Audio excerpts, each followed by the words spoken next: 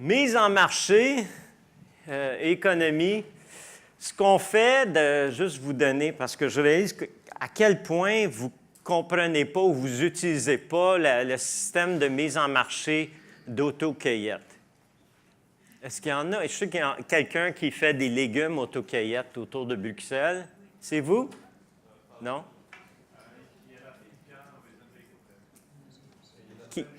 Ils vendent quoi? Des légumes, oui. Chez nous, les légumes, ce serait plutôt rare en autocueillette, mais les fruits, c'est très, très commun d'avoir des vergers qui sont ouverts au public pour l'autocueillette. Vous, ce n'est pas une pratique, mais d'avoir le plein prix des fruits, c'est très intéressant. Les fraises, absolument. Fraises, bleuets, framboises, citrouilles, pommes. J'en manque-tu? Ça, c'est les 5 les plus communs où on fait de l'autocueillette. Et en plus d'être autocueillette, nous, on est autocueillette, mais pas ouvert au public. Parce qu'on ne voudrait pas qu'il y ait, dans notre petit stationnement de 28 places, on ne voudrait pas qu'il y ait 200 personnes qui viennent une journée. Là, ça commence à être hors de mesure pour notre petite ferme. Pour nous, l'autocueillette poule, c'est intéressant. On fait des poules. Mais l'idée, c'est que peu importe ce que vous produisez, si vous voulez le vendre, le produire, honnêtement, c'est la partie la plus facile pour la plupart du monde. On peut produire des choses, mais de le vendre pour que ça soit rentable, c'est une toute autre chose. Donc, quel canot, quelle façon de mettre en marché ce que vous vendez est-ce que vous utilisez? Comment? Moi, j'ai fait l'autocueillette avec Community Supported Agriculture. OK. Donc, est-ce que c'est les gens qui viennent tout cueillir ce qu'ils font dans ton CSA? Oui. En ce moment-là, je suis sûr qu'il y a quelqu'un sur mon champ. OK. Alors, ça, c'est ASC, Agriculture supportée par la communauté. C'est sur des paniers. Et si les gens viennent pour le cueillir, c'est vraiment une très belle façon. Donc, pour les légumes, vous, est-ce que c'est ça? Ça s'appelle les AMAP ou ça, c'est juste en France? Ça s'appelle les GAZAP. Les GAZAP? Groupement d'achat solidaire de l'agriculture paysanne, c'est la même chose. C'est très similaire. OK, GASAP. Ouais. Distributeurs, une façon, les supermarchés. Alors, j'ai vu ça en Floride, où ils vendent la production de mangue par enchère. Mais pourquoi pas? Parce qu'ils avaient la plus grande variété de mangue disponible. Donc, les gens disaient, ça, c'est un arbre rare. Je n'ai jamais goûté à ça. Je veux l'acheter. En tout cas, c'est possible. Un marché, kiosque au bord de la rue, vente au détail, par livraison, des commandes postales, des cantines mobiles, par Internet aux institutions, porte-à-porte. Est-ce qu'il y en a qui ont déjà vendu leur production porte-à-porte ici? Oui? Vendu quoi? Raisin, poire. Une brave. Ah, avec les enfants, c'est ça qu'il a fait. Les gens voyaient les enfants et ils disaient, ah, une bonne leçon à réaliser que quand vous vouliez donner les fruits, les gens hésitaient à les prendre ou ne les prenaient pas. C'est triste. Oui, c'est triste la situation, comment on s'est éloigné de l'idée de partage, de l'idée de communauté, de l'idée de « regarde, j'ai une abondance, en veux-tu? » Cette année-ci, j'avais une abondance de pommes et tout ça. Où est-ce que vous êtes? Oui. Ah. Cette année-ci, j'avais une abondance extraordinaire de pommes, de poires de coin, de pommes et tout ça. Et je mettais des cajots à la rue et un panneau « Abondance à partager ». Et c'est très chouette parce qu'en fait, tout compte fait, les personnes elles se disent, tiens, oui, on peut. Et au fond, pourquoi pas, j'en ai aussi, voilà. Ça essaime, voilà. Absolument. Et ça part vite, hein. Bravo. J'avoue que je rêve un peu. Imaginez, là, vous êtes quoi, 150? Imaginez si 150 personnes faisaient ça de leur production, que les gens, tout d'un coup, ils disent « Oh! » Et la première réaction serait « Non, mais comme quel est votre nom, monsieur? » Bruno? Alors, imaginez si la réaction de Bruno, c'est une réaction assez commune. La vôtre, c'est une réaction plus évoluée, que les gens ils trouvent ça sympa et ils veulent l'utiliser. Mais si 150 personnes faisaient ça, les gens ils disent « Ouais, je ne suis pas sûr, mais c'est tellement beau, c'est tellement bon, je vais en prendre un peu. » Avec hésitation, bien souvent. Mais une des choses, c'est qu'ils diraient « Bien, comment est-ce qu'ils font pour les faire? J'aimerais bien savoir. » Et ça les intriguerait, ils s'informeraient pour dire « Mais je peux le faire chez moi? » Oui, oui. Moi, c'est une des raisons que je suis ici. J'aimerais ça que si vous établissiez quelque chose comme ça, que les gens soient intrigués et que ça devienne monnaie courante, que les gens ont... Moi, des fruits, honnêtement, disons des poires, des pommes, des coings, je ne comprends pas pourquoi que les gens sont obligés d'acheter ça en magasin.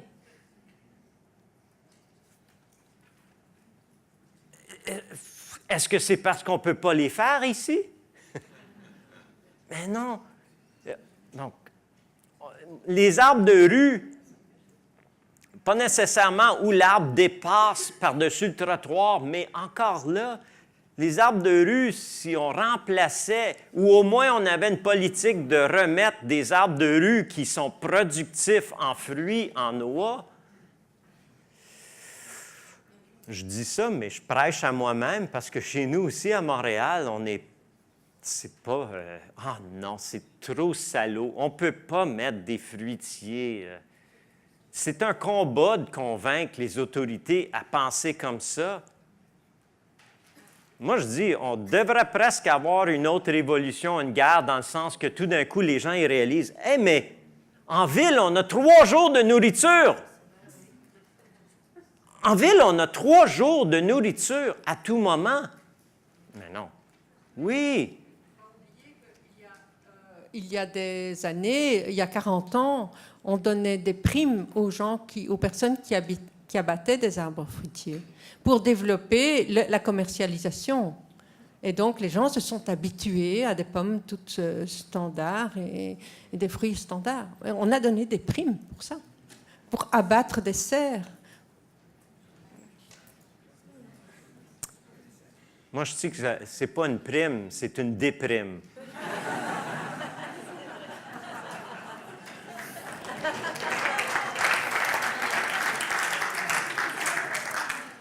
Alors, il y a plusieurs façons qu'on peut mettre en marché. Juste vous donner quelques exemples hors du commun.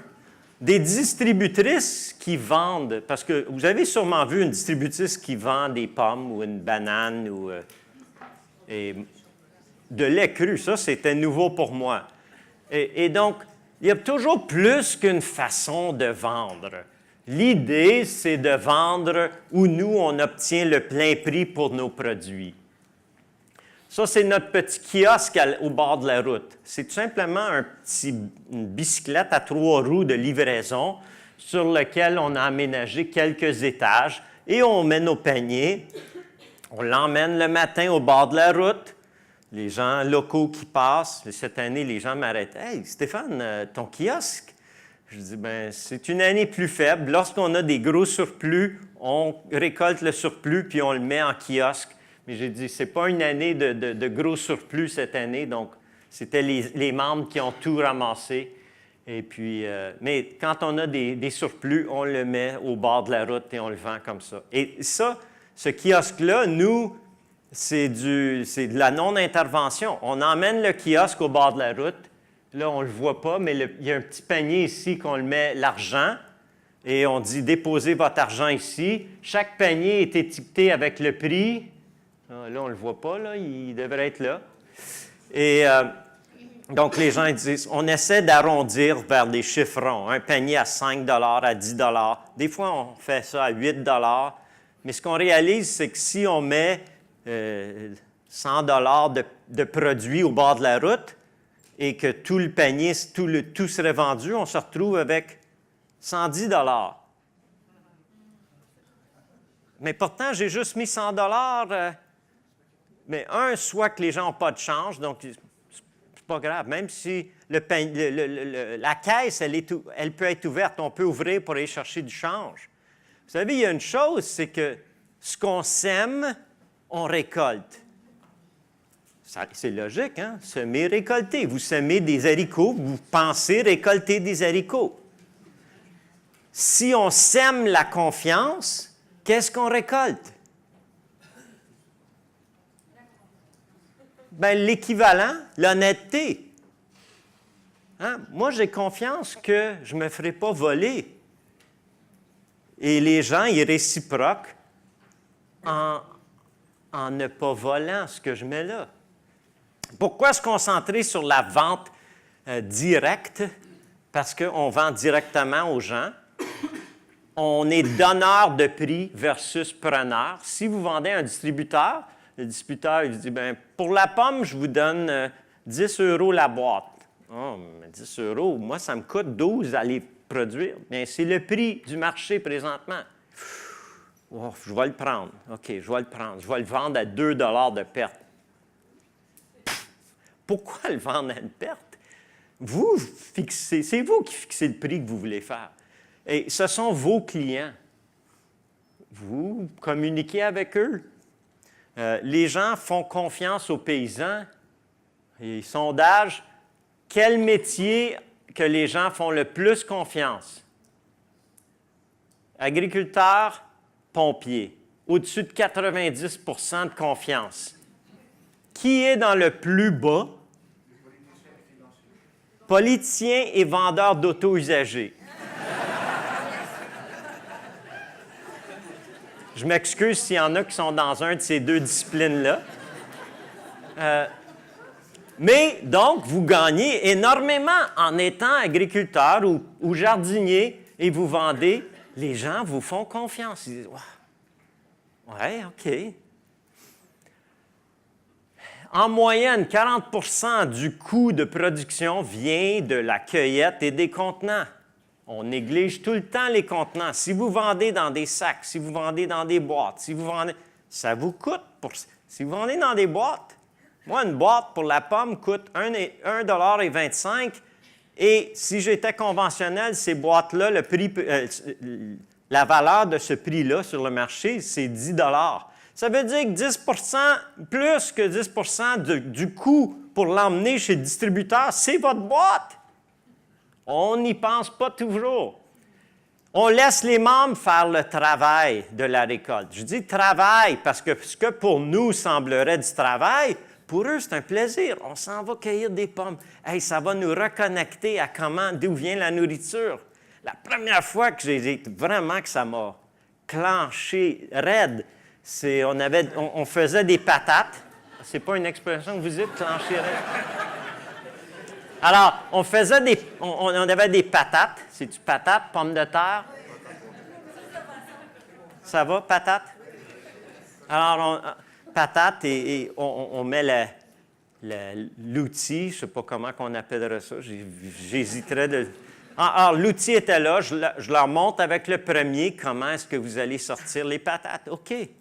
Et là, il y avait les parents avec les deux enfants, et les parents disaient aux enfants, « Mais regardez les enfants, on va vous montrer d'où sortent les patates. » Puis là, ils commencent, « Regardez, ils sortent du sol, les patates, c'est dans le sol quand on les sort. » Moi, je regardais ça, je dis, « Wow! Je pense que ces parents-là n'ont jamais vu d'où ils sortent les patates. » Parce que c'était eux, les enfants, l'émerveillement comme un enfant. Ah, regarde, ils sortent de terre, ils sont poussés dans... Est-ce que ça a coupé? Est-ce qu'ils sont poussés dans la terre? Alors, c'est là, moi, le but avec la ferme, c'est reconnecter les gens avec leur nourriture. La plupart des citadins, Moi, je peux leur dire que, tu sais, le chocolat, le lait au chocolat, ça vient de la vache brune. Ah! Regardez les enfants, si on traite celle-là, ça va donner le lait au chocolat. Et les gens ont vraiment déconnecté de leur nourriture. C'est ce monsieur-là qui m'a inspiré. Quand j'étais aux études graduées, son livre est sorti. J'ai dit « Wow! Wow! » Hey, pour moi, tout d'un coup, c'était la découverte. Booker T. Whatley, un Américain du Sud, vraiment un sudiste. Et lui avait écrit ce livre-là, « How to make $100,000 farming 25 acres ». J'ai dit « Wow! » En tout cas, j'ai pris à cœur ce qu'il disait parce que c'était tellement logique, son système, et je vais vous le décrire rapidement. Ces 4 principes, c'était de créer une petite ferme diversifiée autocueillette, produire 10 crops, 10 cultures, hein? Manquez celle-là, hein? 10 cultures et les vendre via un club d'achat. Alors, eux, club d'achat par membership, là, ils mentionnent ça plusieurs fois.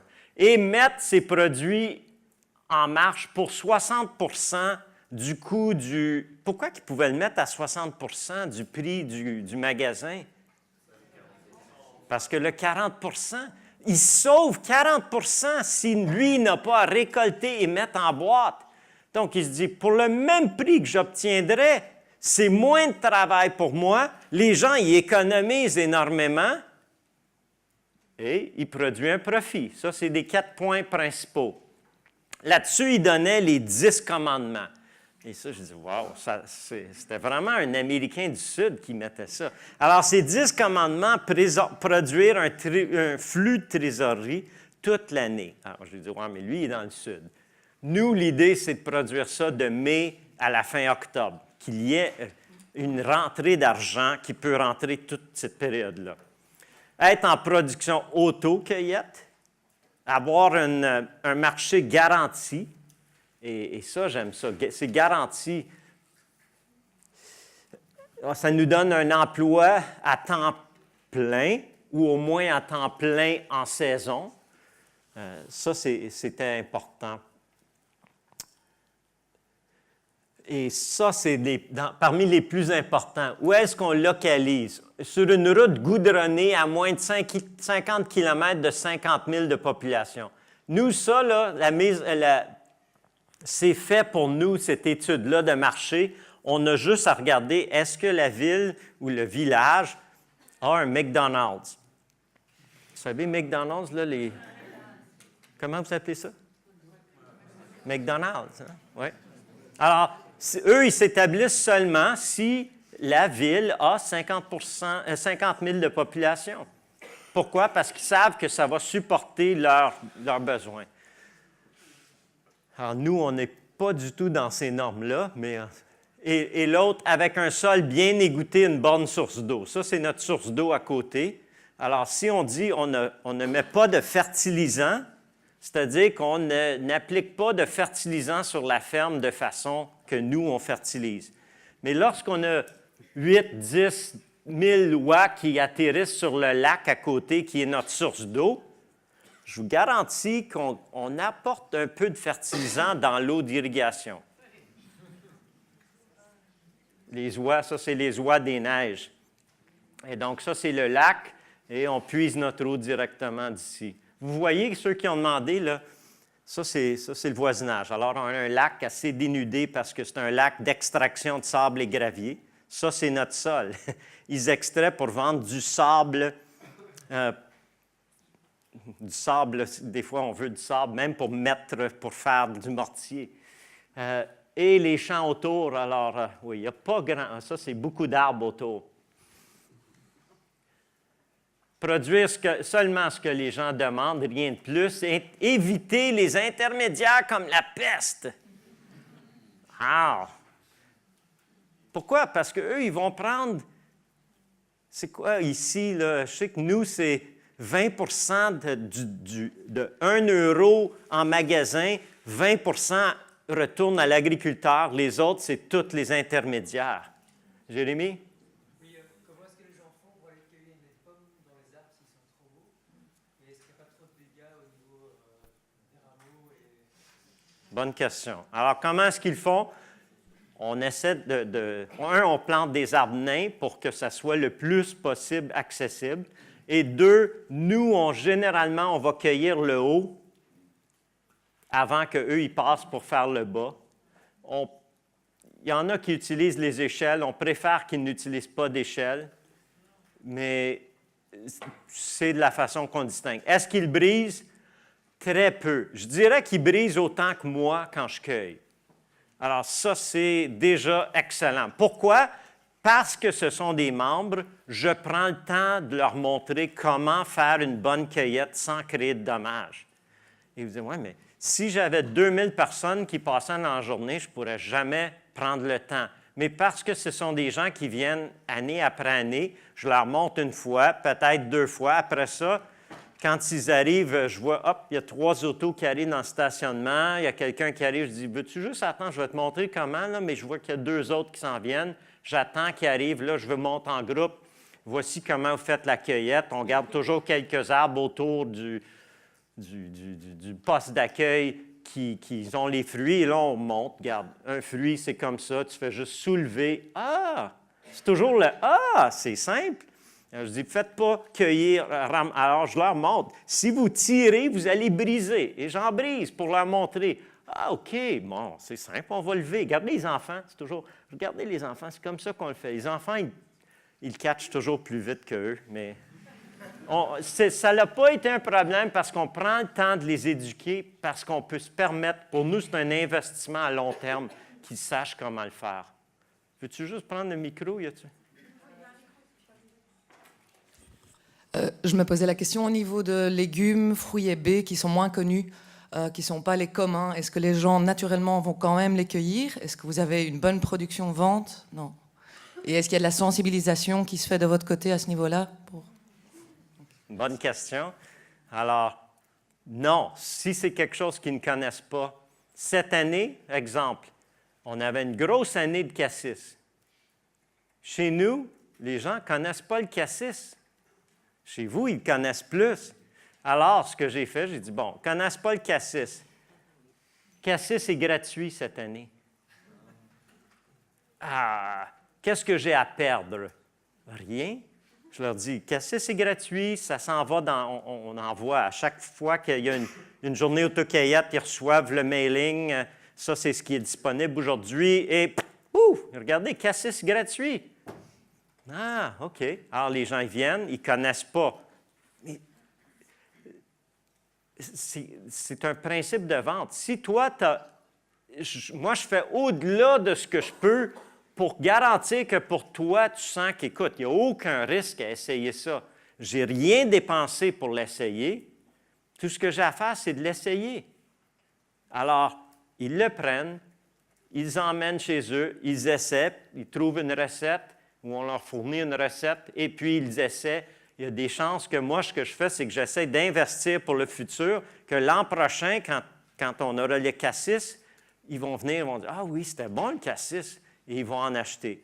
Mais ce qui arrive, c'est que je me permets de faire ça parce que pendant qu'ils sont venus pour le cassis, la groseille à macro, elle n'était pas gratuite. Mais là, ils sont en train de cueillir le cassis. Là, c'est la groseille juste à côté et la groseille à macro juste là. Alors, Et on encourage toujours aux gens de goûter. Alors, ils goûtent. Ah, c'est bon ça. Ah, l'autre, c'est bon. Mais celle-là est gratuite.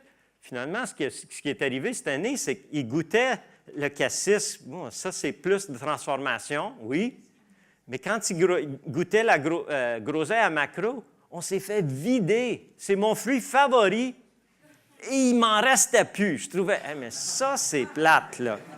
Je me promenais, il n'y a plus de groseille à macro. Ils ont tout ramassé, même si celle-là, ils la payaient.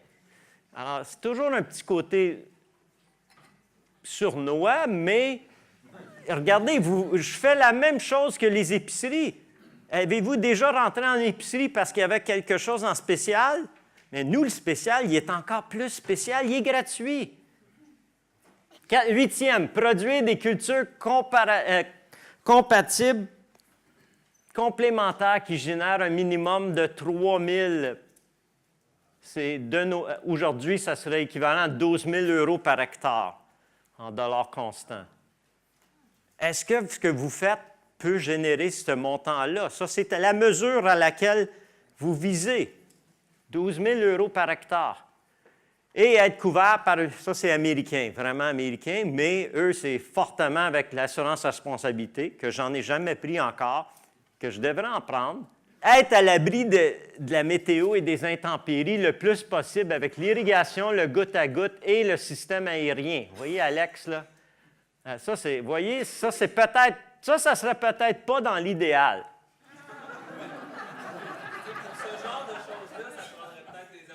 Oui, ça prendrait peut-être des assurances. Alors, vous voyez, avoir l'échelle installée au-dessus d'une petite remorque, là, peut-être pas l'idéal, mais ça fonctionnait quand même bien. Alors, j'ai débarqué du tracteur, mais moi, ce que je faisais, j'avançais le tracteur, lui attachait le fil et le tuyau. Ça, c'est un système dans lequel on fait gicler de l'eau. Au-dessus de chaque fruitier, il y a une petite buse qui fait gicler de l'eau pour la nuit en cas de gel. Et on peut utiliser aussi pour faire les pulvérisations. Donc, on passerait de 2 heures pour faire une pulvérisation par bloc à 5 minutes. Oh, ça, c'est une économie intéressante. Est-ce qu'il y a quelqu'un qui est physicien qui pourrait expliquer? Ah, OK. Alex? Non, c'est juste... Oui, t'as pas...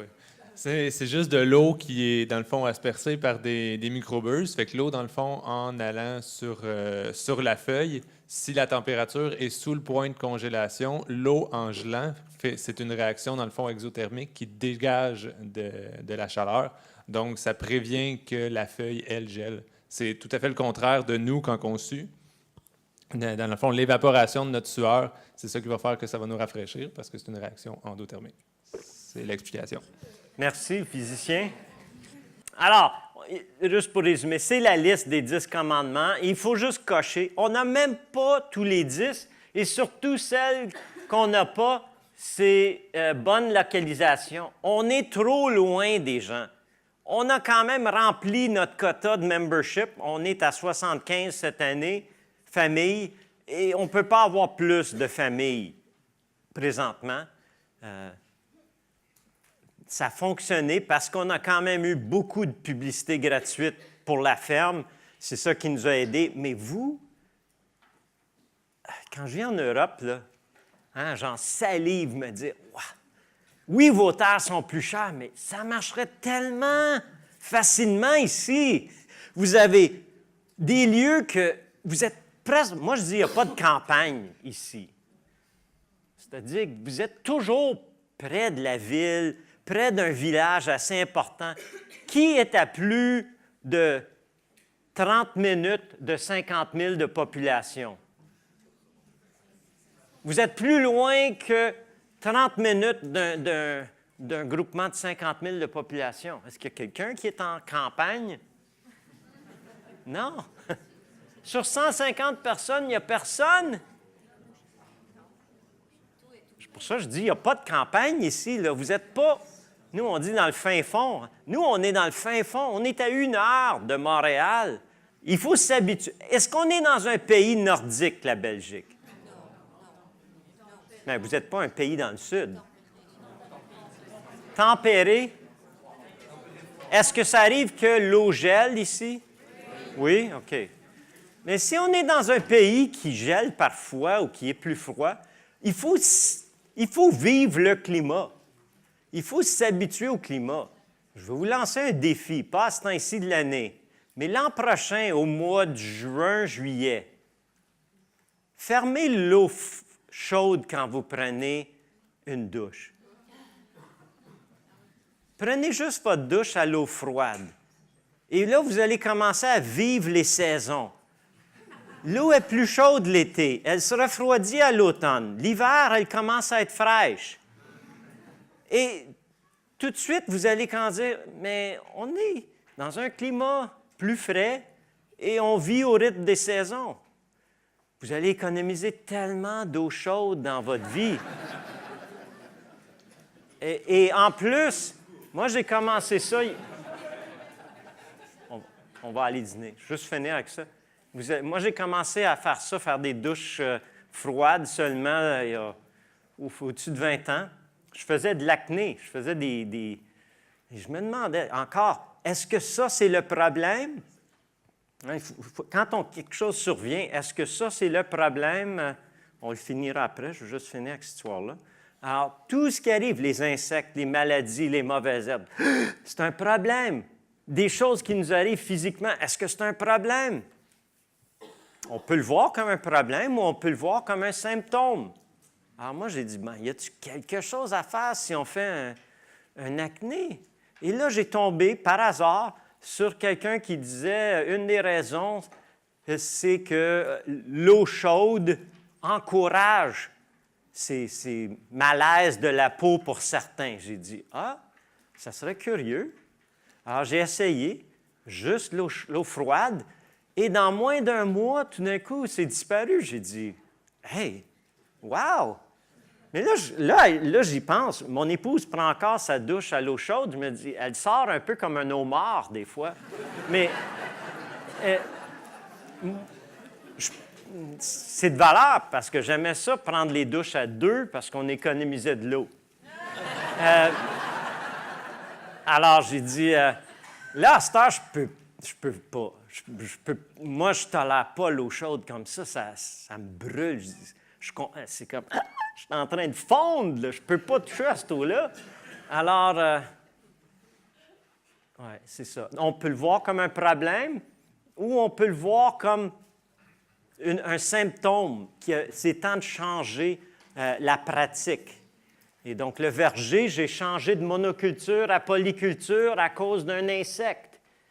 Et tout ce que vous avez qui arrive, regardez-le comme un symptôme qui vous donne un indice à changer. Je vous donne juste devoir à lire dans les prochains mois, pendant l'hiver. Vous n'avez rien à faire l'hiver. Et donc, l'hiver, pour lire, lisez un excellent livre de Sir Albert Howard. Et là-dessus, on va aller dîner.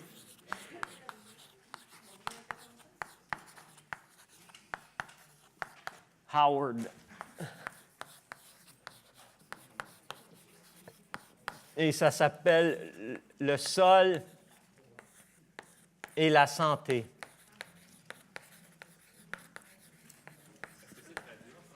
Je pense que oui. Veux-tu vérifier? Est-ce quelqu'un qui a accès à Internet? Juste vérifier. En anglais, c'est « The Soil and Health ». Et, wow!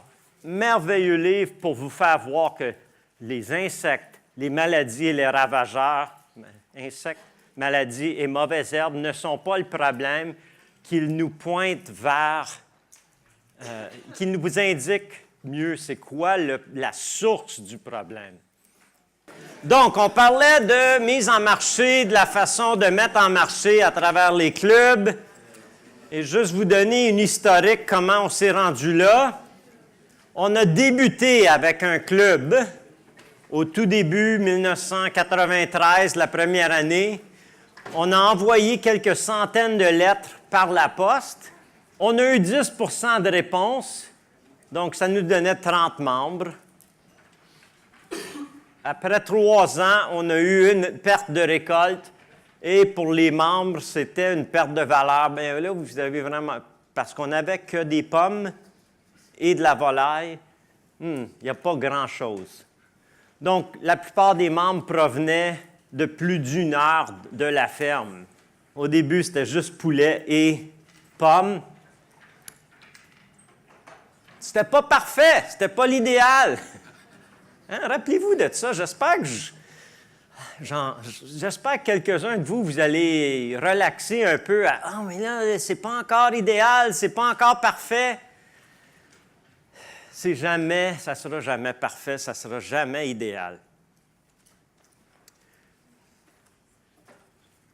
On est là, la ferme, Montréal, c'est une île. Pour vous donner une idée, quand vous dites traverser la Belgique en quoi? 3 heures? Donc, Montréal, Québec, c'est 3 heures. Ça, il n'y a rien là. De la ferme, c'est 1 heure, donc c'est 4 heures Montréal-Québec. Alors là, à Montréal, qui est notre grand et les périurbains, c'est à peu près 1 heure au sud-ouest avec la frontière américaine. Ça, c'est un tout autre monde. C'est juste une attitude.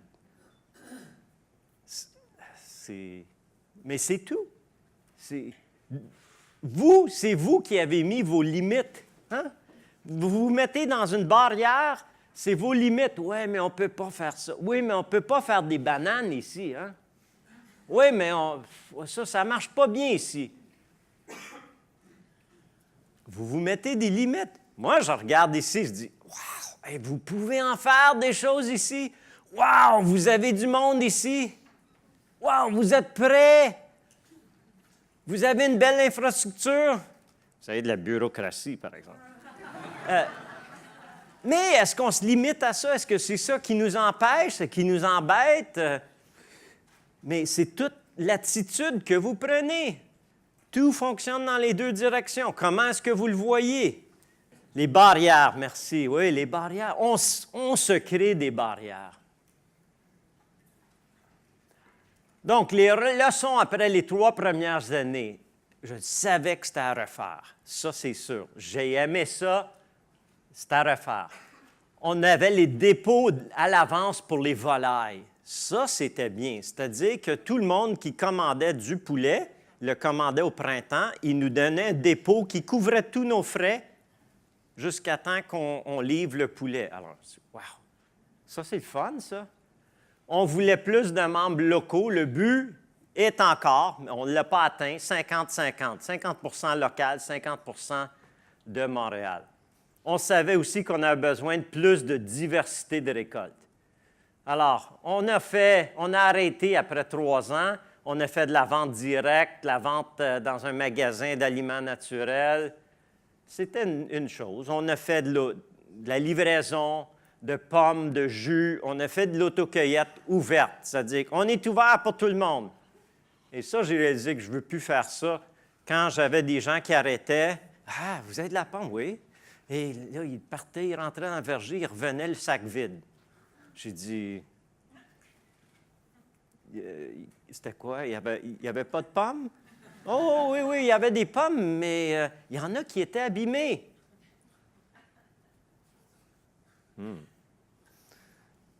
Alors, les prochaines personnes qui sont rentrées, je leur demandais, est-ce que vous voulez des pommes, des belles pommes parfaites? Oui, monsieur.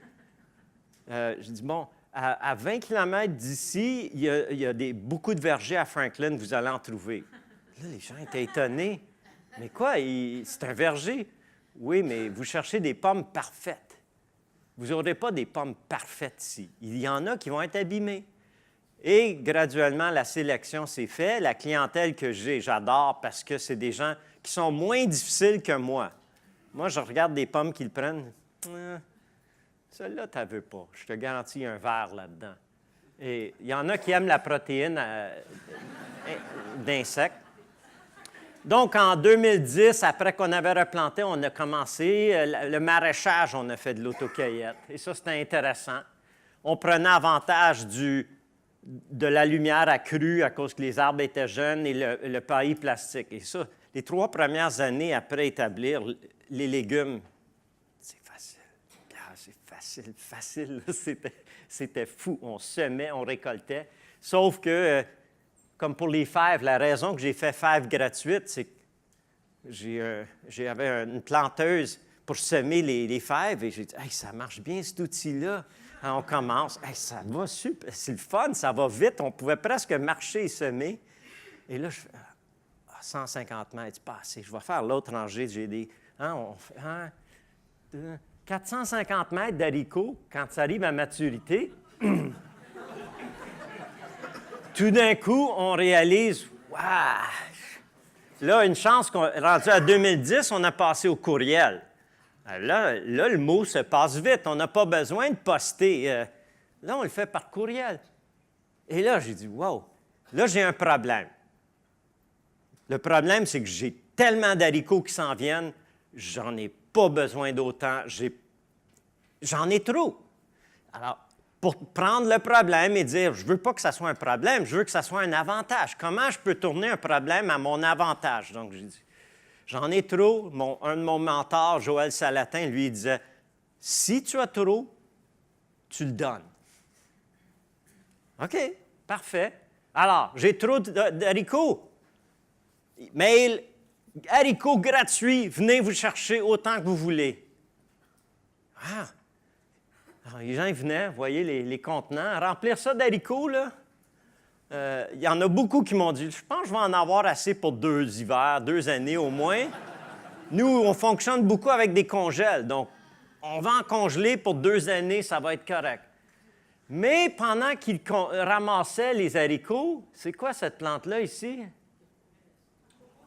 Concombre. Ah, les concombres n'étaient pas gratuits. Alors, quand ils sont en train de fouiller là-dedans, ah, regarde le beau concombre. D'autres concombres, ils sont... Ah, oui, eux, ils vont le payer, mais vous voyez, ils sont attirés par juste, hey, c'est gratuit. Et j'avoue, le problème, c'est que les gens, ils ne sont pas habitués de prendre beaucoup quand c'est gratuit. Hein, Bruno, il est où qui était là tout à l'heure? Bruno, hein, c'est vrai, les gens ont peur quand c'est gratuit, mais ils sont tellement pas habitués qu'ils ne... Même là, je devais les inciter. Hey, as-tu de la famille? As-tu des amis? Prends-en, récolte. Et ça m'attriste presque qu'on a tellement perdu cette habilité, cette facilité de vivre avec une abondance saisonnière et qu'on se dit, mais là, j'en ai trop, tiens, j'en donne à mes amis. Ceux qui ont déjà fait des zucchini, vous savez de quoi je parle. C'est pas long qu'on en a trop. Courgettes. Zucchini, courgettes.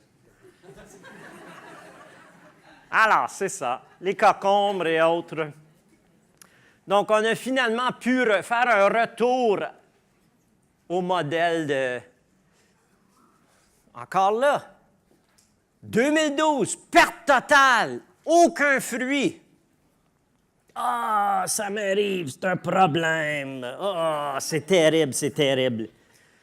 Comment je peux tourner le problème à mon avantage? Vous voyez, quand vous commencez à penser de cette façon-là, « Ah, il y a tel insecte. Ah, c'est une année qu'on a tout perdu. Ah! » Qu'est-ce que j'ai dit l'autre jour, ceux qui étaient là jeudi? La vie... Ah! Donc, soit que la vie, les choses de la vie arrivent à moi ou pour moi. C'est un changement radical de la façon de voir la vie. Moi, ça fait longtemps que la vie arrive pour moi. Tout ce qui se passe, ça arrive pour moi. Alors, on est beaucoup plus libéré, on est beaucoup plus libre, beaucoup plus relax, beaucoup moins stressé. Pourquoi? Je me suis fait voler. Hey, mais les enfants ont appris que se faire voler, c'est plate. Hein? C'est plate. C'est plat. C'est plate. C'est quoi? C'est pas cool. C'est moche. C'est plate. Ah, tout ce qui arrive. Ah, ça arrive à moi. Non, ça arrive pour moi. Ça arrive à mon avantage. Moi, c'est juste parce que j'aime la Bible. Hein? Toute chose concourt au bien de ceux qui aiment Dieu. Moi, je l'aime bien. Alors, je sais que peu importe ce qui m'arrive, même si je me faisais décapiter. Ah, réellement, moi, j'ai passé 2 fois à un cheveu. Et c'était les meilleures choses qui me sont arrivées. C'est bon de frôler la mort. Pourquoi? Parce que ça met la vie en perspective. Je ne suis pas ici pour faire une prêche, mais c'est vraiment ça. Ça arrive à mon bien. Moi, je sais que ça arrive à mon bien. Je sais qu'il prend soin de moi. Moi, je ne m'en fais pas. Je le connais bien. S'il allait y avoir un météorite qui rentrait demain en plein à Bruxelles, tant mieux! Ça veut dire que je vais être avec lui une journée plus tôt que je prévoyais. En tout cas, la vie arrive pour nous. Donc, tout a gelé. Ah, ça arrive pour moi. Comment? J'attendais, je le savais que je voulais retourner au modèle. J'attendais quand est-ce qu'il serait un bon moment. Wow! C'est le moment parfait parce qu'on n'a pas grand-chose. Donc, ceux qui achetaient l'an passé, ils seront moins dessus parce qu'on n'a pas de récolte. Donc, on relance le membership. Les gens qui sont venus puis ils disaient « Ouais, mais pourquoi j'allais adhérer? Je pouvais venir cueillir l'an passé. » Alors, c'était une façon de faire une transition. Les gens, ils disent « Ouais, mais ça fait 5 ans que je viens cueillir, puis là, tu dis que je ne peux pas cueillir à moins d'être membre. » Oui, c'est vrai. Ah, inscrivez-vous sur la liste, puis on va voir pour l'an prochain. Donc, deuxième année, 2013, abondance. C'est l'année du film, d'ailleurs. Alors, oui, c'était facile de montrer de l'abondance parce que c'était une année d'abondance. Qu'est-ce qu'on a fait? On a trop de pommes. Là, on a trop de pommes. Qu'est-ce qu'on fait quand on a trop? On le donne. Mais comme Bruno, j'ai réalisé que c'est possible de trop en donner. Trop en donner? J'offrais 75 kilos de pommes gratuits pour les membres. Les gens ont été épeurés.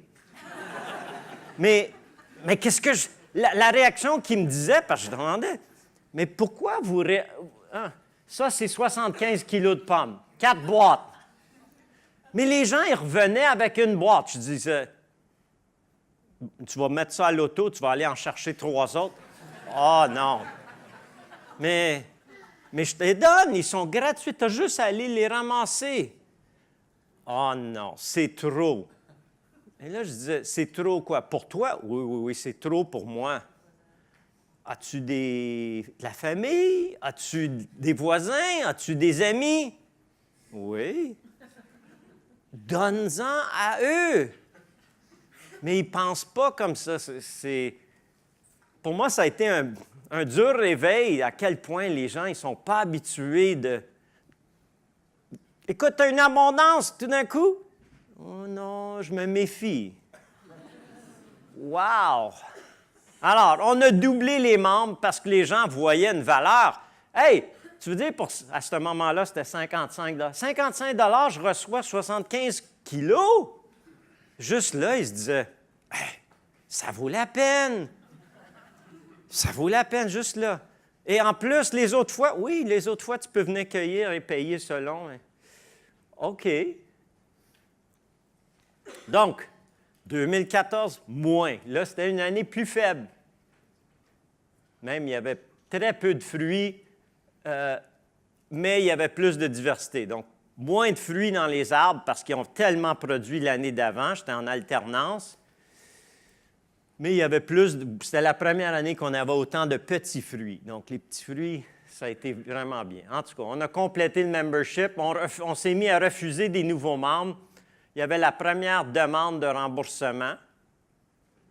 Quelqu'un a dit, et j'ai trouvé ça curieux, j'ai vu la signature au bas de l'email, c'était « avocate ».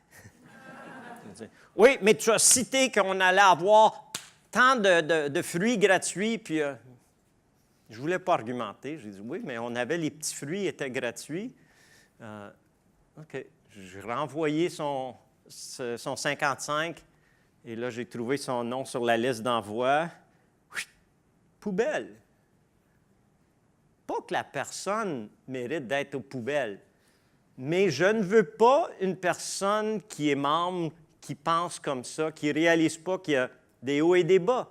Mais moi-même, j'ai dû ajuster. J'ai dit, ouais, c'est vrai. On est tellement habitué d'aller à l'épicerie qu'on va là, et tous les pommes qu'on aime sont à l'épicerie.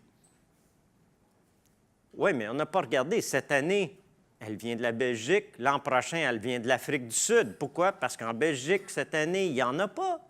Mais en magasin, les gens pensent, mais il y en a tout le temps. Donc, on cherche des gens qui réalisent la réalité du haut et des bas. Les avantages d'une entrée d'argent avant le début de la saison, dépôt pour la volaille, maintenir l'équilibre entre le nombre de membres et la production. On peut limiter le nombre de membres, comme on a fait cette année.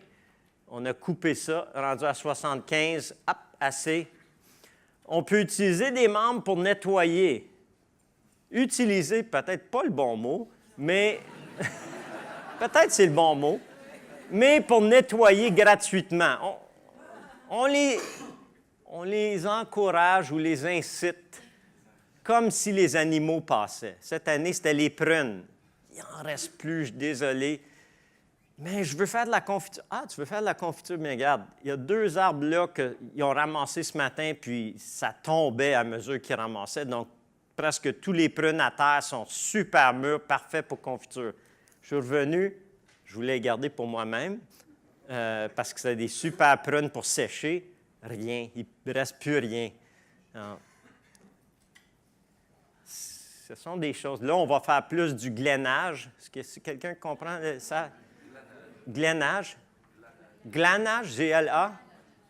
Alors là, on va faire des envois pour qu'on n'ait pas à ramasser les fruits à terre. Comme ça, vous voulez glainer, vous gardez ce que vous voulez, vous mettez le reste pour notre compost et ça ne vous coûte rien ou très peu. Comme ça, ça nous sauve le travail. Ça, c'est le but. Ça, c'est le but. Un sourire et un chariot plein. Nos chariots sont trop petits. Et là, les gens ils disent « Ouais, j'aurais pris plus, mais il n'y avait plus de place dans le chariot. » Donc, il y a des problèmes qui agacent, il y a des problèmes qui excitent. Ça, c'est un problème qui excite. Les chariots ne sont pas assez gros. Les gens achètent trop, puis il n'y a pas assez de place le mettre. Hein? C'est pas pire comme problème. L'autre que j'aime, c'est qu'il arrive et « Oh, c'est 120 $. Wow, je n'avais pas emmené autant. » Aucun problème. Je prends des chèques ou vous pouvez m'envoyer le paiement. Je vous fais confiance. Ah oui? OK. Pas assez d'argent, c'est aussi un bon problème. Vous contrôlez la clientèle par leur nom et courriel. Vous êtes un donneur de prix, libéré de la récolte, limiter le nombre de membres, investir dans l'éducation. Comme j'ai dit, comment cueillir, donc vous investissez. Vous recevez le feedback ou la réaction. Quand je commençais à voir ça sur mon Facebook, que les gens disaient « Hey, je suis contente d'être membre. »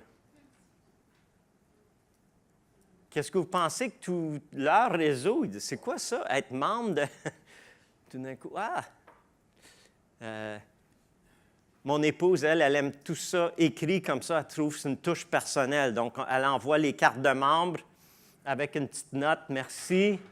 Et, oh, you're welcome. Hein? Les agriculteurs qui vendent à des distributeurs, vous perdez tout ce niveau-là de satisfaction que les gens vous donnent. Quand vous avez trop, donc, ah oui, les membres vont passer devant d'autres fermes. Peut-être chez vous, vous allez être les seuls à avoir de l'autocueillette, mais nous, ce n'est pas le cas. Les gens, ils passent devant d'autres places qu'ils auraient pu arrêter. Et donc, ils passent. Si on a de trop, tout d'un coup, canard de trop, on envoie un mail, 50 canards de plus de vendus. Ah, quand je dis j'envoie un mail, c'est-à-dire qu'on offre toujours aux membres premièrement, mais nos membres, cette année, 75, la liste d'envoi, 3000.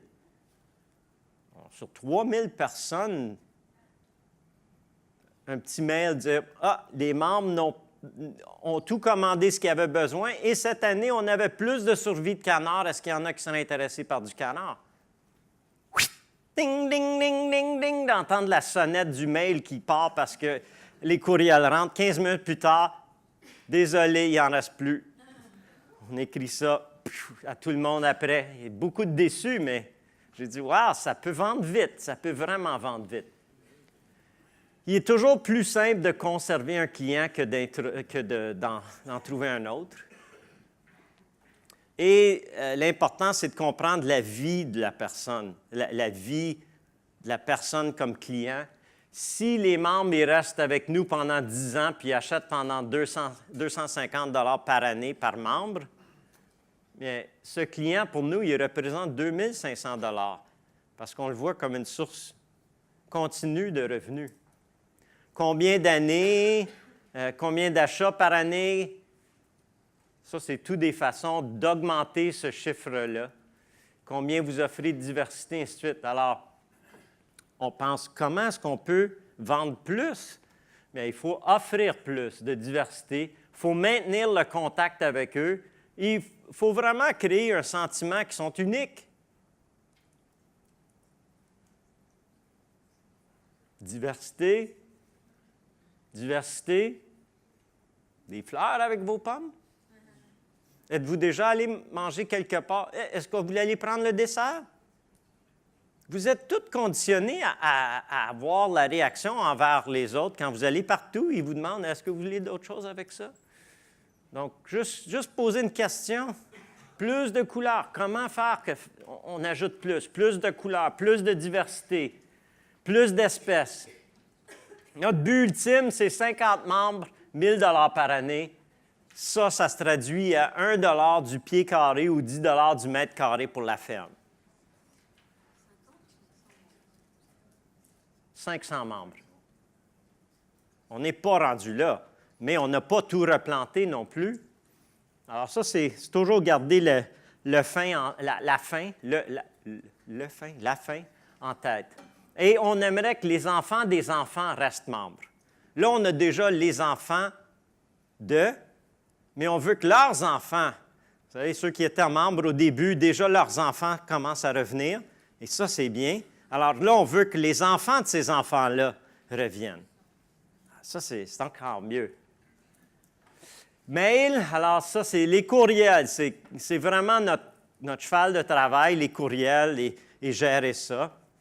Savoir que chaque produit a une histoire et savoir bien compter cette histoire-là, c'est important. Comme pour notre jus. Alors, on faisait des livraisons, jus pomme. On ajoutait un pamphlet dans la boîte ou dans leur courriel pour expliquer comment notre jus est différent. Alors, on leur disait dans le courriel, on garantit qu'il y a du bug juice dedans. C'est quoi ça? Ça veut dire qu'on vous garantit qu'il y a du jus d'insecte dans votre jus de pomme. Et là, on disait, si ça vous dégoûte, merci d'avoir pris le temps de lire. Mais si vous comprenez, au moins, on est honnête pour vous le dire. Parce que tous les jus ont du jus d'insecte, mais personne ne va vous le dire. Nous, on va vous le dire. Puis on garantit qu'il y en a plus que ce qu'eux y incluent.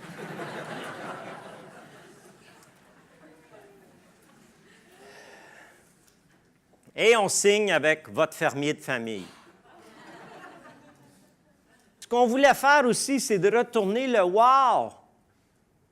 Les gens ont perdu l'épatement par les aliments qu'ils mangent.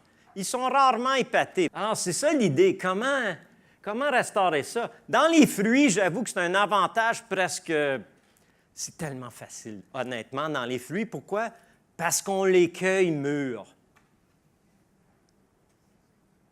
Si on compare avec le magasin, nous, on les cueille mûrs, ou on vous encourage, ou on vous montre comment cueillir mûrs. Pourquoi? Parce que pour être dans la chaîne de vente dans le magasin, on le cueille 1 semaine, 2 semaines avant qu'ils sont mûrs, pour qu'ils restent belles sur l'étalage. Mais du sucre, c'est juste ajouté par le soleil, c'est pas ajouté par le frigo. Alors, c'est pas dur d'épater les gens avec hey, c'est vraiment plus sucré, plus parfumé. L'odeur des fruits ressort juste les derniers jours. On dirait que toute sa vie, le fruit, il construit la base. Puis la touche artistique vient à la toute fin. Et c'est ça qu'on veut. On veut que les gens goûtent avec cette touche artistique-là, que c'est ça que ça peut être une pomme. C'est ça que ça... Moi, je suis rendu très difficile. Une pomme, pour moi, là, tu vois, je vais en toucher quelques-unes. Je suis difficile. Il faut que ça soit 2 heures de l'après-midi sur une pomme qui était sur le côté sud et une journée ensoleillée pour que la pomme soit réchauffée. Il faut que ça soit absolument mûr, mais en plus, il faut qu'elle soit chaude, mûre et une journée ensoleillée. Là, celle-là, je vais l'aimer. Pourquoi? Parce qu'avant de la manger, quand elle est réchauffée, là, elle dégage son odeur. Quand je la croque, là, je peux sentir l'intérieur qui goûte différemment. Vous voyez, je suis en train de vous montrer que chaque produit a une histoire. Question pour vous aider à raconter votre histoire. Comment est-ce que vous produisez vos fruits? Est-ce que vous les pulvérisez? Avec quoi vous les pulvérisez? Est-ce que vous fertilisez? Avec quoi vous fertilisez? Quels fruits est-ce que vous produisez? Est-ce que vous avez des cultivars ou des variétés spéciales? Pourquoi vous produisez? C'est quoi vos valeurs? Comment est-ce que c'est récolté?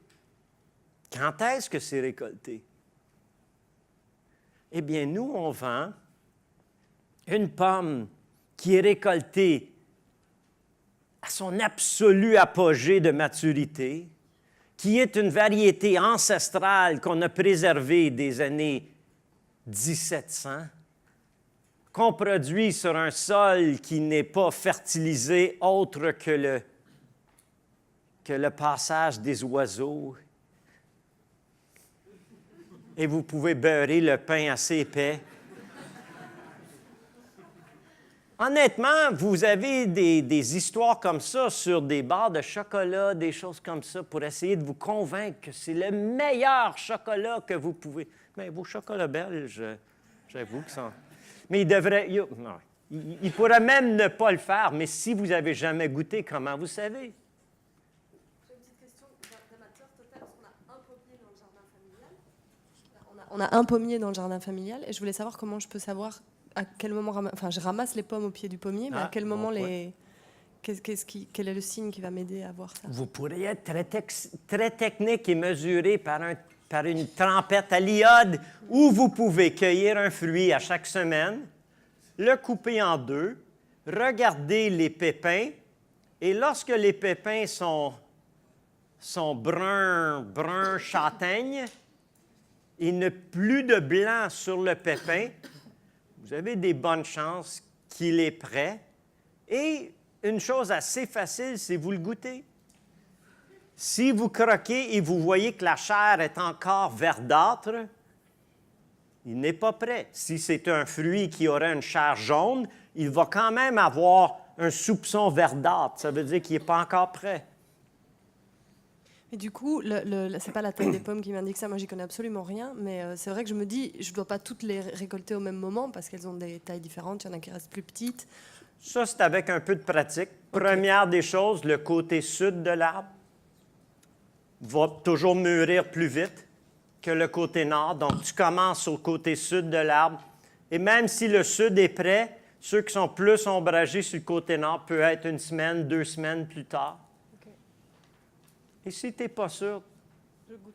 Mais tu vas commencer à voir ton arbre, juste à le voir, tu vas pouvoir détecter, oh, il y a un petit peu une teinte un petit peu verdâtre, ou il n'est pas tout à fait rouge, ou il n'est pas tout à fait jaune encore.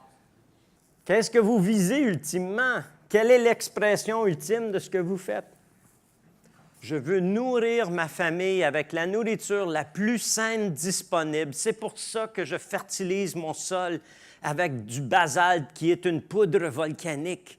Et j'utilise du compost qui prévient de BRF pour encourager les champignons, avec un mélange de BRF et un compost qui est fait à partir de fumure d'animal et de carcasses d'animal pour aller chercher le maximum de combinaisons bactériennes et fongiques pour que mon arbre soit absolument comblé dans tous ses besoins, pour que le sol puisse nourrir cette plante adéquatement et que ses fruits peuvent nous nourrir de façon exceptionnelle. Hein?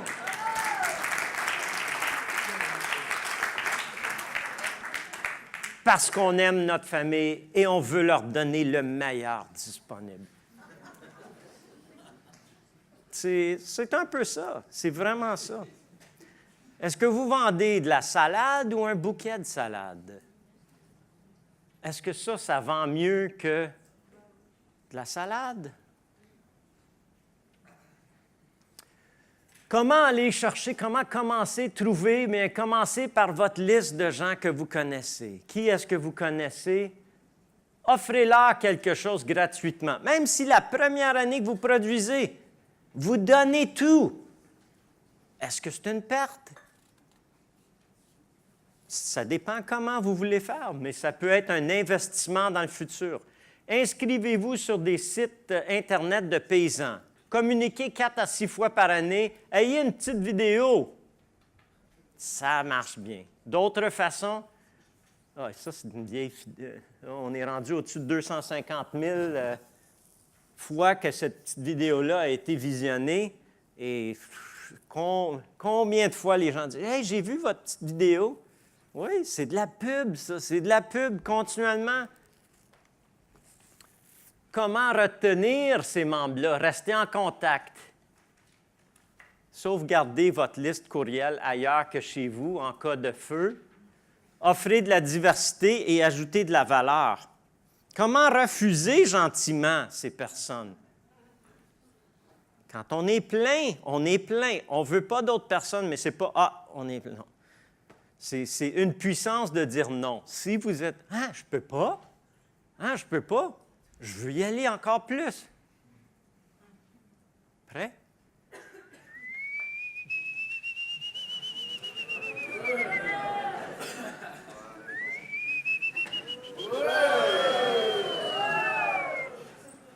Quand on ne peut pas, on veut encore plus.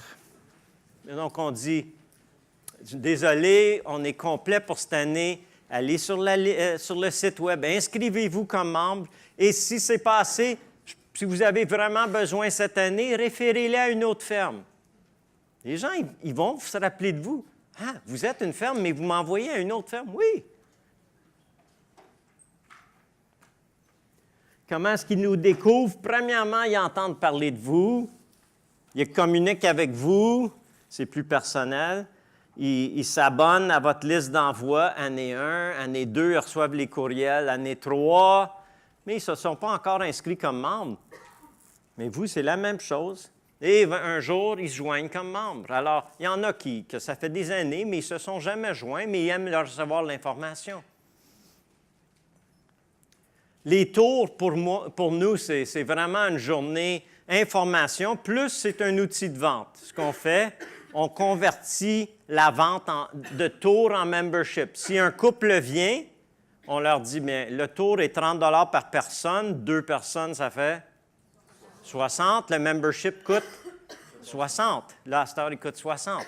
On s'est dit, ah ben tiens, si un couple vient, on leur dit, bien, si vous voulez, on peut le convertir en membres parce que les membres ont un tour gratuit par année pour eux et une amie ou une personne. Ah, ben oui, absolument. Dans quel commerce est-ce que je suis? Ah, moi, je suis dans la production de fruits, dans un verger permaculturel, selon une approche plus près de la nature. Est-ce que c'est ça? Oui. Moi? Non, je ne suis pas juste dans ça. C'est-à-dire que la ferme, grâce à la ferme, on est vraiment dans notre commerce. C'est aussi un commerce d'information. C'est grâce à la ferme que je suis ici. Même si j'apprends comment enseigner, mais je reste quand même ici. Donc, que ce soit les films, le livre, ou les livres, les tours, cours, conférences, c'est tout complément de la ferme. Donc, on est dans le commerce d'une ferme autocueillette. Non, on est dans le commerce des sourires.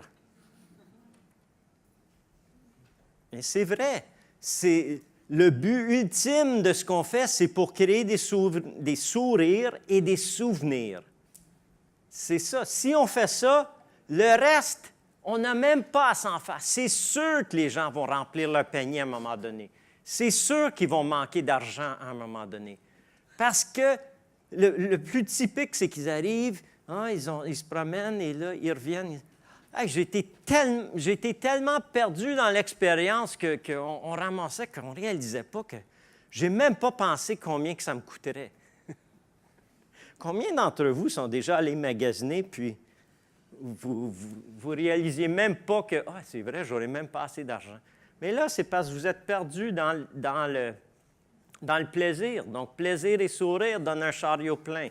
L'idée, c'est de viser l'abondance. Ça, c'est ce qu'on vise. On n'aime pas que les gens arrivent puis il ne reste plus rien.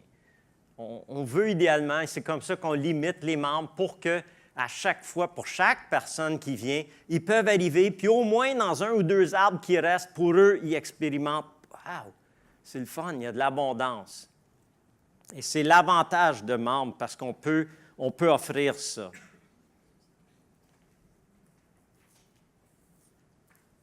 Les gens n'achètent pas un produit, ils achètent un résultat.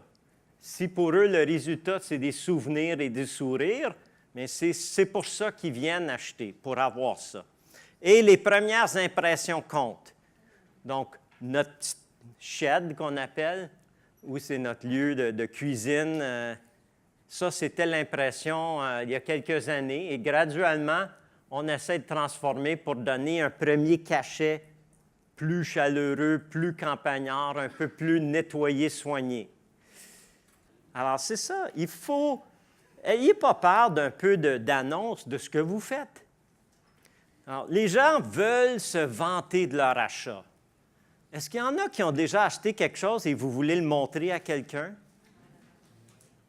Et je peux vous dire que ça suscite la curiosité. Quand les gens ils disent « Hey, moi, je suis membre de Les Fermes Miracles. » Hein? Hein? C'est comme « Quoi? C'est quoi ça? » Mais les gens qui ont acheté un membership, ils veulent vanter qu'ils ont fait ça. Par quoi? Parce que c'est unique. Et j'avoue que c'est... En tout cas, donc c'est ça. Une petite vidéo, des reportages dans le journal. Si vous ouvrez une ferme comme ça, même avant que vous ouvrez, Pierre, même avant, bien, toi, tu ne veux pas plus de gens, non? Tu as tout vendu déjà, mais... alors, c'est ça, c'est très utile. Toutes sortes de façons de faire des pubs, là. Il y en a qui sont beaucoup mieux que d'autres, ça, je vous garantis. Quand vous êtes à une chaîne de radio nationale ou quand vous êtes dissimulé à travers, qu'ils montent à travers la Belgique, tout d'un coup, il y en a qui valent beaucoup. Et ça fait vraiment boule de neige. Alors, il y a diverses façons de vendre. Rappelez-vous de ce monsieur-là et qu'est-ce qu'il a fait. On a vu notre expérience avec le format, les avantages, chaque produit a une histoire, comment retenir et refuser des membres, et dans quel commerce je suis, et d'obtenir de la pub gratuite. Côté économie, on peut en parler aussi. Est-ce qu'on gagne notre vie à le faire? Oui. Ça veut dire quoi, gagner sa vie? Si on dit 100 000 € par année, non. La ferme ne supporte pas 100 000 € par année. Mais est-ce que vous, c'est ça que ça vous prend pour vivre? Si c'est le cas, je vous dirais, bien, apprenez à trimer un peu. Non, mais il s'agit de savoir combien vous avez besoin pour vivre. Je trouve le plus facile, c'est si vous dites, mais moi, je vis sur très peu. Ah, ça, c'est parfait. Pourquoi? Parce qu'à mesure que votre revenu va augmenter, vous allez dire, bien là, c'est facile. Alors moi, j'ai gardé les habitudes de quand on n'avait pas beaucoup de moyens. Et donc, tout ce qu'on gagne de plus, tant mieux. C'est facile. On peut réinvestir de nouveau dans la ferme.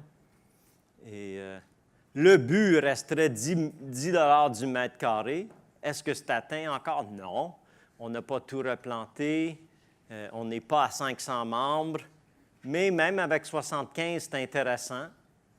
Alors, la ferme, il y a diverses sources de revenus, si vous voulez. Le membership, c'est une façon, et tant mieux. C'est de l'argent, c'est du bonus, parce qu'on n'a rien vendu. Bien, on a vendu une partie qui est en produit futur, mais les gens n'utilisent pas rarement, mais ça arrive qu'il y en a qui s'abonnent, qui viennent juste une fois, puis « Ah, j'ai oublié ma carte. » Bon, bien, regarde, je vais vous les inclure. Donc, c'est tout compris. On serait à peu près, pour le gros du verger, dépendant des années, 1 ou 2. Ça dépend si on a animaux ou pas. Animaux ajoutent beaucoup. Animaux, c'est plus rentable que les fruits. Si on calcule tout compte fait, on peut faire plus de profit sur l'herbe que sur les fruits. Pourquoi? Parce que de la viande, c'est dense. Pour un même poids, ça vaut beaucoup plus cher. Et donc, ça, c'est intéressant pour le futur. Oui, à peu près 1 $ du mètre carré. Mais on est encore là, on n'a pas tout replanté. Alors, c'est ça, replanter à la grandeur, serait intéressant. Toi, tu as utilisé les cochons et tu fais de l'élevage de cochons? Je n'ai pas encore eu de cochon. OK. Il faut faire cochon dans le système de cep, ça marche. Oui. Et il les limite grandement dans son verger, de ce que j'ai vu, parce que cochon avec arbre, il faut lui laisser un passage rapide. C'est-à-dire tous les animaux ont une priorité sur ce qu'ils mangent. Fruits, noix, première des choses. Après, ils vont manger de la verdure. Et s'il leur reste plus de noix, plus de fruits, plus de verdure, ils vont aller sous terre. Et sous terre, avec des arbres, c'est pas long que il y a quelque chose de bon au pied des racines. Moi, j'ai vu des enclos où les arbres étaient complètement tout dessouchés, les souches étaient hors du sol. Alors, il faut faire attention. Tous les animaux ont comme Alex vient de dire, un sweet spot. Là. Il y a un endroit que on est en plein dans le mille. La quantité d'animaux, la durée qu'ils ont été dans l'enclos est juste parfaite. Si vous doublez ça, ça devient un désastre. Quand je mettais les moutons dans le verger, c'était 2 jours. Plus que ça, il y en avait qui se tournaient, regarde l'écorce, c'est-tu bon de l'écorce? Donc, c'est toujours doser l'apport. Moi, j'aime encore Joël Salatin. Est-ce qu'il y en a qui ont déjà entendu parler de ce monsieur-là, Joël Salatin? Merveilleux, merveilleux, merveilleux. Je suis allé le visiter en Virginie en 1995. Vraiment, là, ce qu'il faisait, c'était absolument... Ça fait longtemps, mais encore, ce qu'il fait, c'est incroyable ce qu'il fait et avec les animaux. Et lui, il a un dicton vraiment bien, c'est qu'il dit il est mieux de demander pardon que de demander permission.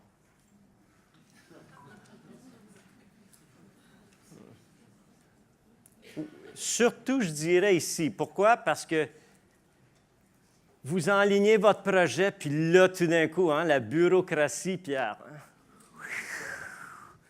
Tous les formulaires, vous dites oui, puis vous commencez à faire votre projet. Oui, je vais vous soumettre ça. Et vous commencez votre projet. Pourquoi? Je pense qu'ici, en milieu très bureaucratique, si vous attendez que chaque point est sur le I et chaque barre est sur le T, vous commencerez jamais. Le problème d'un projet comme ça, ce qu'on fait, ce que vous voulez faire, je m'excuse ceux qui étaient fonctionnaires, là, mais souvent, ils arrivent avec... Je peux-tu t'emprunter ça? Oui. Alors, ils arrivent avec leur carnet, leurs feuilles, et ils ont tous les coches, les boîtes à cocher, et ils arrivent vers vous, et ce que vous faites... mais c'est quoi ça? C'est pas un verger. Parce qu'un verger, c'est que de la pomme ou que de la poire. Donc, j'ai de la difficulté. Vous avez plus qu'un fruit dans votre alignement. Qu'est-ce que j'en fais? Et la nature humaine, c'est quand on est incertain, qu'est-ce qu'on dit? Non. Je ne suis pas sûr. C'est plus sécure, surtout pour un fonctionnaire. C'est plus sécure de dire non que de dire oui, puis là, on va aller s'informer. Vous comprenez? On ne fit pas. Moi, j'ai compris il y a longtemps. Je n'ai jamais fité dans les cases. Alors, moi, je suis confortable avec ça. Je le sais que je ne cadre pas. Et j'aimais l'expression « you have to think outside the box » parce que j'ai toujours été obligé de penser en dehors du casier. Donc, pour moi, c'est sûr, je regarde le casier et dis, bon, mais moi, c'est là, je m'en vais par là. Joël Salatin, il dit, oui, ce n'est pas permis l'abattage à la ferme parce que quand l'inspecteur est venu, il dit, oui, mais vos fenêtres et vos portes n'ont pas de moustiquaires, n'ont pas de grillage contre les mouches. Il regarde et dit, mais c'est sûr, j'ai pas de mur, j'ai pas de fenêtre, j'ai pas de porte. Oui, mais là, qu'est-ce que je fais? Là? Je dois répondre à... Mais on n'a jamais prévu quelqu'un n'a pas de porte, pas de fenêtre, pas de mur. Ah, mais là, ça ne cadre pas dans les cases. Vous comprenez? Et un projet comme ça ne cadrera à aucune norme belgique, européenne, Vous aurez plus de chance avec les instances de nature ou de parc nature que les instances agricoles. On a fait avec Beat Rowley en Suisse. Et comment est-ce qu'on peut faire pour que on contourne sans être hors la loi? C'est ça.